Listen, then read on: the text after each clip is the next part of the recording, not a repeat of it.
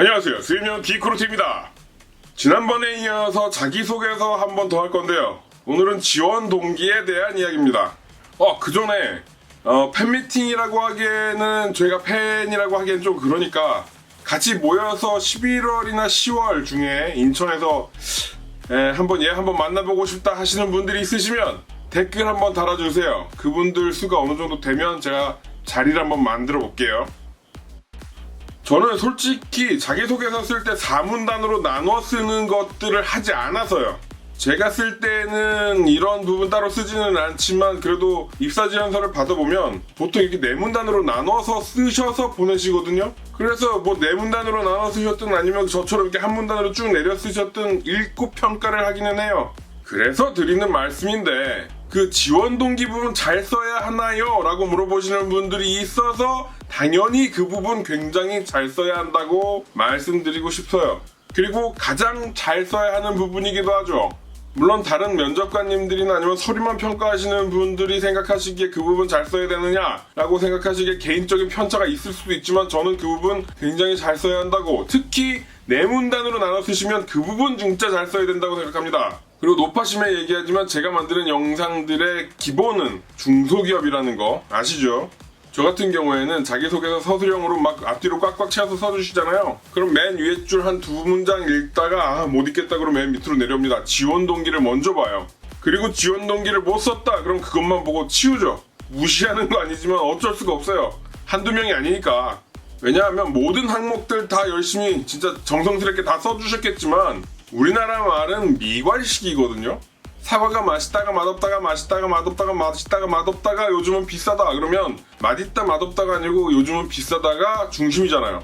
이 글의 의도는 비싸다라는 말이죠. 그럼 요걸 적용해서 자소서로 가보시죠. 나는 이렇게 살아왔고 이런 거 잘하고 요거는 해봤고 그거를 제일 잘하고 남들과 비교해서 이런 점이 남다르다. 이거 다 못 읽게 쓰잖아요, 서술형으로. 맨 아래 우리 회사에 와서 뭘 할지, 우리 회사는 왜 지원했는지 이걸 보는 거죠. 미괄식이니까. 우리가 물건 살 때요, 그 물건을 만들게 된 회사의 기사회생한 스토리도 감동적이고 그 회사 대표가 어떤 마인드로 어떤 삶을 살아왔는지 그런 것도 재밌죠. 그 회사에는 어떤 부서들이 있고 어떤 부서가 어떤 일을 한 다음에 어떤 제조 공장에서 이런 물건을 만들어냈는지 이런 거 굉장히 재밌게 이야기할 수 있죠. 근데 진짜 나에게 가장 중요한 건 뭐냐면 나에게 그게 왜 필요한가예요. 구매 동기? 지원 동기? 이해되시죠? 다 잘하고 다 멋있고 다 좋은데 이 사람이 우리 회사에 왜 필요한지, 이 사람이 왜 우리 회사를 좋아하는지. 그래서 제가 읽히는 자소서 쓰라고 말씀드리는 형식들을 보시면 두 가지식으로 쓰던가 아니면 중제목으로 도배하시는 방법들 이야기했습니다. 보셨죠? 그럼 역으로 잘 안 읽히는 자소서를 쓰고 지원 동기만 빡시게 멋있게 잘 쓰면 되느냐? 아니죠. 지원 동기 잘 쓰시잖아요? 그럼 맨 밑으로 와갖고 지원 동기를 봤어요. 근데 엄청 잘 썼어. 이 사람은 뻣뻣이 그럼 다시 위로 올라갑니다, 역으로. 음악할 때 도돌이표 본 것처럼 뒤로 돌아가요. 처음에는 못 읽는 자기소개서였는데 맨 밑에 지원 동기 잘 써가지고 와, 이 사람 봐라. 그러면 못 읽는 것도 다시 한번 읽게 되는 거예요. 그럼 우리 지원 동기 이야기 좀 해볼까요? 우리 다들 면접관이 이 회사에 왜 지원하였는가 라는 질문에는 야, 무슨 말도 안 돼. 돈 벌러 왔지 마! 라고 우스갯소리 하시잖아요. 근데 그거 월급 받고 일하면서 가족을 먹여 살리고 있는 면접관님들은 몰라서 물어보는 걸까요? 지원자가 신입이든 경력이든 돈 벌러 왔다는 거 몰라서 진짜 물어보는 걸까요? 아니겠죠. 다 아는데 물어보는 거잖아요. 왜일까요? 돈 벌러 이 회사에 지원하는 거는 너, 나, 우리, 지원자, 면접관 할 거 없이 모두의 이야기예요. 그러니까 이건 들으나 마나 한 기정사실입니다. 24살만 모이세요 했는데 모인 사람들한테 몇 살이세요 묻는 거랑 똑같죠. 다 같이 24살일 텐데. 그거는 기본으로 깔아두시고 다른 이야기를 해야죠.